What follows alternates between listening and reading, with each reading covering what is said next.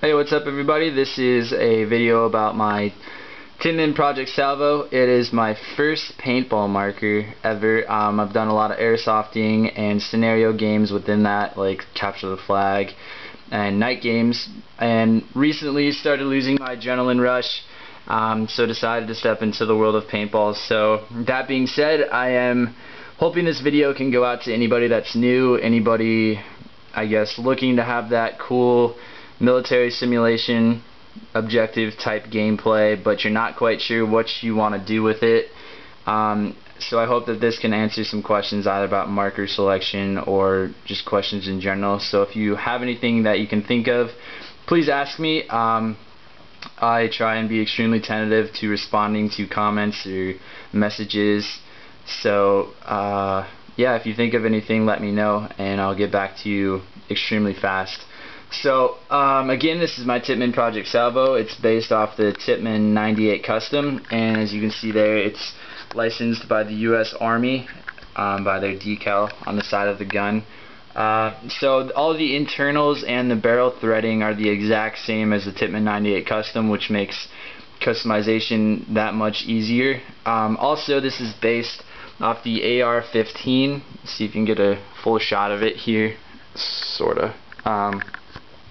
Along with the customization, you have all these Picatinny or something like that railing. Not quite sure how to pronounce that, but it goes all the way across the top, as you can see, both sides here and the other side and the bottom. So you can add virtually any accessory that you can think of or that you would need, whether it's a bipod like I have on or a foregrip, tactical light, anything like that that your scenario would call for. Stock, it comes with the iron sights from the air for the AR-15. There's the front and the rear iron sight, which from factory are extremely accurate actually. The gun is listed at firing up to 150 feet. I've only gotten to test it at 75 feet, but it is accurate within that. So I wouldn't doubt the 150 feet, but I have not tried it yet. So if you couldn't tell, I'm going for a marksman or a sniper package or styling. That's what I hope to be playing in the scenario ball. Now, quick confession, snipers in paintball aren't really what they are known to be. It's not that 200, 300, 450 feet, one shot, one kill type play. Snipers in paintball are more used for reconnaissance, ambushing, getting in, getting out quietly, and taking shots at maybe 50 to 65 feet, if not closer. So that, if we go to a scope, a sniper scope isn't really as needed as one might think for a sniper rifle, again being that those balls don't shoot as far and they're not as accurate as a bullet would be. So I did choose to go with a red dot sight, making acquisitions a lot easier. It's got a 11-point illumination adjuster here, depending on how bright or how dim you'd like that red dot sight to be, along with your horizontal and vertical I guess dot adjustments here. So also it's tinted orange, if you can see, to make sun glare reduced and also reflections to be reduced other than what you would experience with just a clear glass lensing.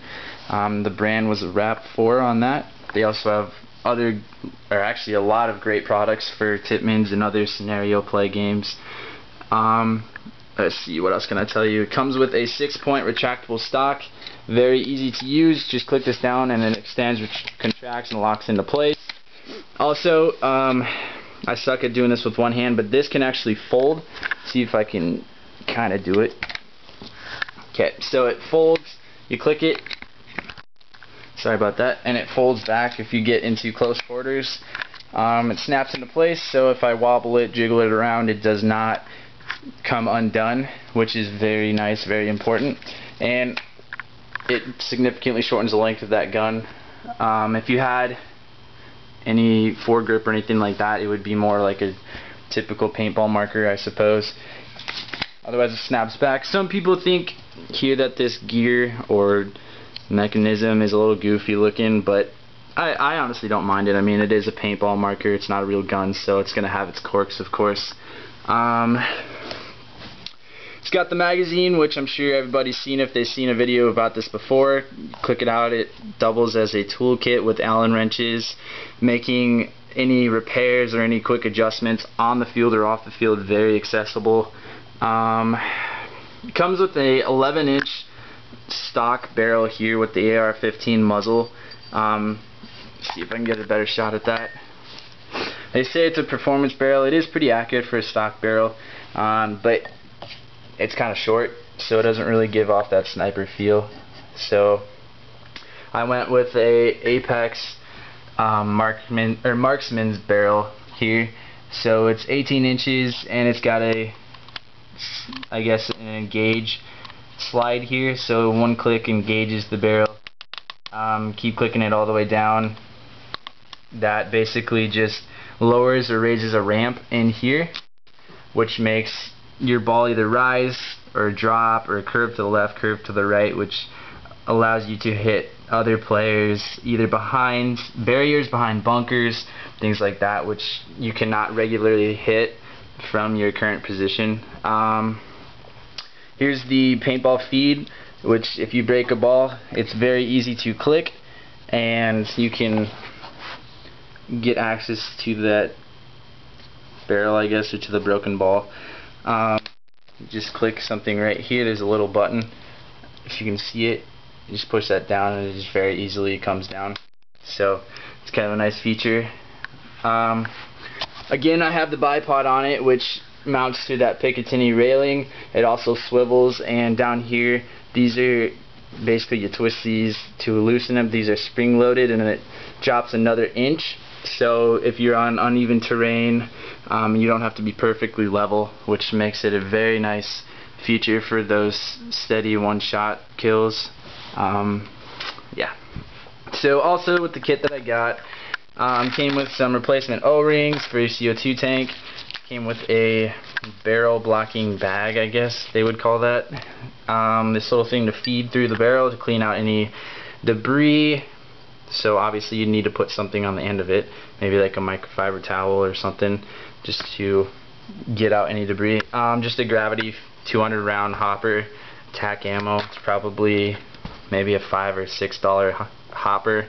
Nothing too fancy, but it does what I need to do for right now. 2 ball pods to keep your extra rounds. Came with the manual and a U.S. Army field manual talking about I guess scenario play, teamwork, leadership, things like that, rules of paintball. And it came with a Gen X mask or helmet, whatever you want to call it. So nothing too spectacular there. Oh, one last thing. Came with a sling as well, which, since this gun is a little bit heavier than a typical paintball marker, makes this a little bit easier, especially if you're trying to get out quickly and quietly to those sniper spots. It can get a little tiring carrying the gun if you're not in great shape or anything like that. So got a UTG tactical sling here, mounts to the stock sling railing, which comes on the gun already, and then just to the back it's got a few other ways to attach it, but I just decided to go that route. It was the easiest.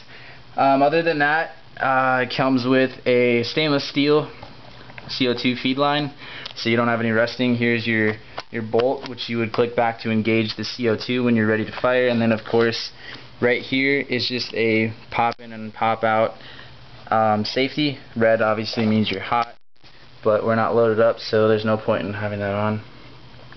Other than that, that's pretty much it. If you guys have any questions about upgrades or reliability of the gun, anything like that, please ask me. I'd be more than happy to answer your questions. So I hope to hear from you.